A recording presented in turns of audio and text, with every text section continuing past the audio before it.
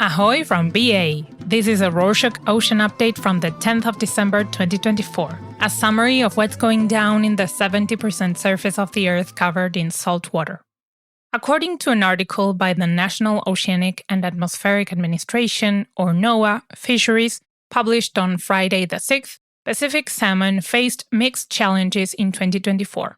Winter brought warmer sea surface temperatures and scarce prey for juvenile salmon, marking the salmon's lowest food source levels in the last 30 years. These conditions created poor feeding prospects during salmon's critical early ocean phase.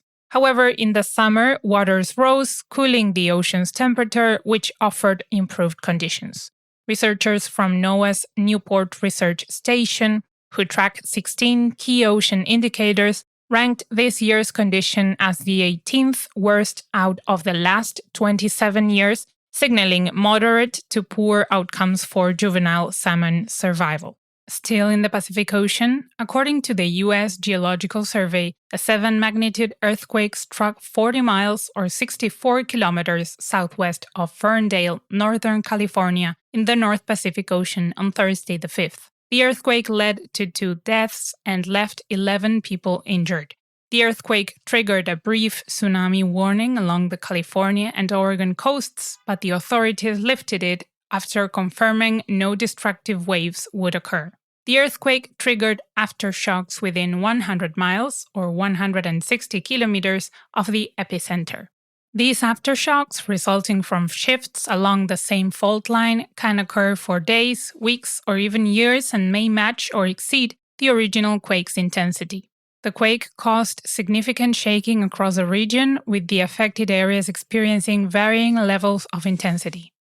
From the Pacific to the Atlantic Ocean, the North Atlantic right whale population is critically endangered, with only about 370 individuals remaining, including fewer than 70 reproductively active females.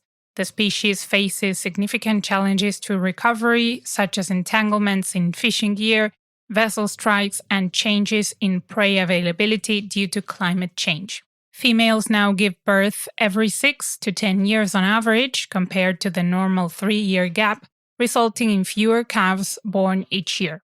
The 2025 calving season has begun, with 2 calves identified so far.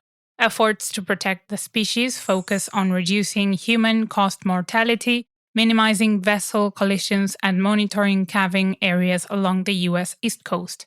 Researchers are also collecting genetic data to track individuals and improve conservation efforts. In more news from the Atlantic, the journal Zoo Keys recently published an article on Tuesday the 3rd about zombie worms.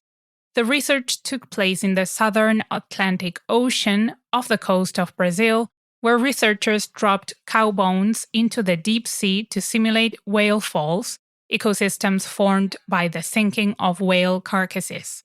The team identified several new species of zombie worm, which feeds on the fat and protein inside bones by secreting acid to dissolve them. One of these new species is the Osedax natalii, which is distinguished by its bright orange color and unique color. The researchers' aim was to explore deep-sea ecosystems linked to whale falls. They found 16 new species of zombie worms in total. Next up, a new study published in the journal Nature Communication on Monday the 2nd warns that the Arctic Ocean could experience its first ice-free day already in 2027. The study highlights the alarming pace of Arctic warming, which, as we mentioned in previous shows, is occurring 4 times faster than the global average. The shrinking of sea ice, which has been reducing by over 12% per decade since 1979, accelerates this process. However, researchers stress that reducing greenhouse gas emissions could delay this ice-free day and mitigate its effects. To know more about this story, check out the Rorschach Arctic update with the link in the show notes. More about the Arctic, as Norway decided to delay its plans for Arctic deep-sea mining after the Socialist Left Party demanded the halt. The government will continue preparatory work, such as regulations and environmental assessments, but the licensing initially set for 2025 has been suspended. While environmental groups like Greenpeace celebrate the news, pro-mining opposition parties could revive the plan if they win next year's elections. As we explained in previous shows, Norway's Arctic seabed contains valuable minerals like copper and rare earths critical for green technology, attracting interest from several Norwegian companies. In some updates from the other pole, a team of scientists from across the world is investigating the future of the Ross ice shelf in Antarctica, a critical feature that stabilizes the West Antarctic ice sheet. Their research aims to uncover geological records by drilling through nearly 600 meters, or 650 yards, of ice and 55 meters, or 60 yards, of ocean cavity. This expedition aims to understand how the West Antarctic ice sheet reacted to warmer conditions during the last interglacial period, which was similar to today's climate. By examining sediment cores from the seafloor beneath the ice shelf, researchers hope to predict the ice sheet's behavior under the current climate change and its potential contribution to sea level rise. Russia's defense ministry reported that on Tuesday the 3rd, the country conducted military exercises in the eastern Mediterranean. The drills included over 1,000 personnel, 10 naval vessels, and 24 aircraft, aiming to test the coordination of Russian Navy and Air Force units. The drills took place as Russia increased airstrikes to help the Syrian president's forces, who are losing ground to rebels. Let's move to the Indian Ocean. Nearly 50 survivors of a migrant boat tragedy arrived back in Somalia on Saturday the 7th after a 13-day ordeal at sea. The incident occurred off Madagascar last month, where 25 people lost their lives. The journey started from Mogadishu, aiming for Mayotte, a French island. The survivors, aged between 17 and 50, had embarked on this dangerous journey from Somalia in search of a better life, but their boat's engine failed, leaving them stranded without food or water. The group survived by catching fish. The tragedy has sparked further concern over the rising numbers of migrants from the Horn of Africa risking their lives in search of better opportunities.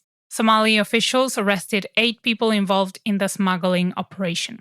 Glamox, a leading company in lighting solutions primarily focused on marine, offshore, and industrial sectors, has recently won a contract to supply lighting for 2 new salvage tugs being built for the Suez Canal Authority at Alexandria Shipyard in Egypt.